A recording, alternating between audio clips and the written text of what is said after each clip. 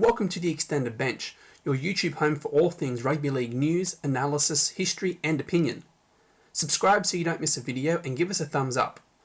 The Extended Bench is part of the Rugby League Monthly Network, which includes a monthly online digital magazine available at rugbyleaguemonthly.com and a daily podcast, Rugby League Daily, which airs during the NRL season. All links are down below in the description. Let's get into it. Where to start with the side that ran dead last in 2021? Well, they didn't have the worst defence in the competition, but they sure as hell had the worst attack seen in a long time.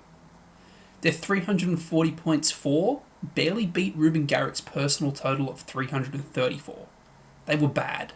Historically bad. At one stage, they didn't score a point for 3 games. They weren't quite Cumberland of the early 1900s bad. No side's ever going to come close to that. But they were NRL era bad. Not only that, but they failed to score points in one of the most point-scoring friendly seasons in history. Much of this can be put down to the fact that the Bulldogs could barely string together a coherent 17 each week. They used 35 players last season, and I'm not talking a bunch of guys that played 1 or 2 here and there. I'm talking that out of those 35 players, 24 of them played 8 games or more. Why 8 games? Well, that's 1/3 of the season. What that means is you have a consistently rotating side with little opportunity for combinations to bet in. Compare that with the Panthers, who only used 28 players throughout the year, and only 20 of them played more than 8 games. Of course, there's a lot more that goes into a season than just the number of players. What the Dogs have been struggling with in recent seasons is its spine, among other things. They have struggled to settle on a hooker, halves, or fullback. They've used Jeremy Marshall-King, Nick Meaney, Will Hopewadi, Dallin Watene-Zelezniak, Corey Allen, Jake Averillo, Lachlan Lewis, Kyle Flanagan and Brandon Wakeham across various spine positions. You're not going to get consistent performances if the spine changes every week.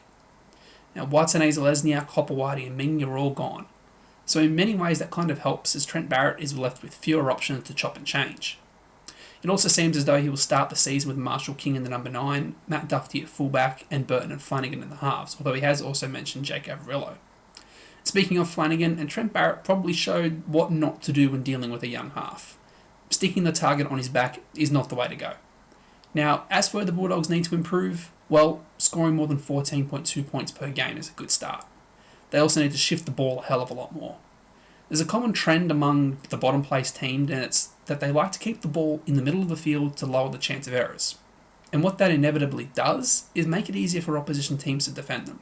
They limit meters and attacking threats and strangle the life out of them.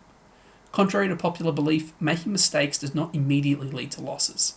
The Bulldogs were the safest team in the competition last year, committing only 9.1 errors per match.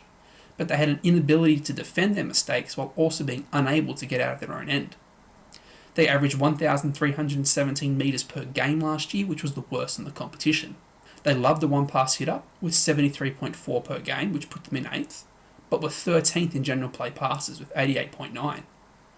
The Dogs were keeping the ball in the forwards, rarely shifting it and inviting other teams to come and whack them in gang tackles.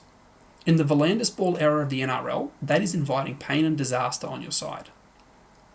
As for 22 and what they can look forward to, well, the arrival of Matt Burton and Josh Addo-Carr are obviously big pluses. Burton nails down a half spot while Addo-Carr delivers them attacking speed and just all-round energy in the field. Raymond Faitala-Mariner is virtually a new signing for them as well, after he was ruled out for most of last year due to a foot injury, so his threat on the edge is very welcome. But there are still plenty of question marks.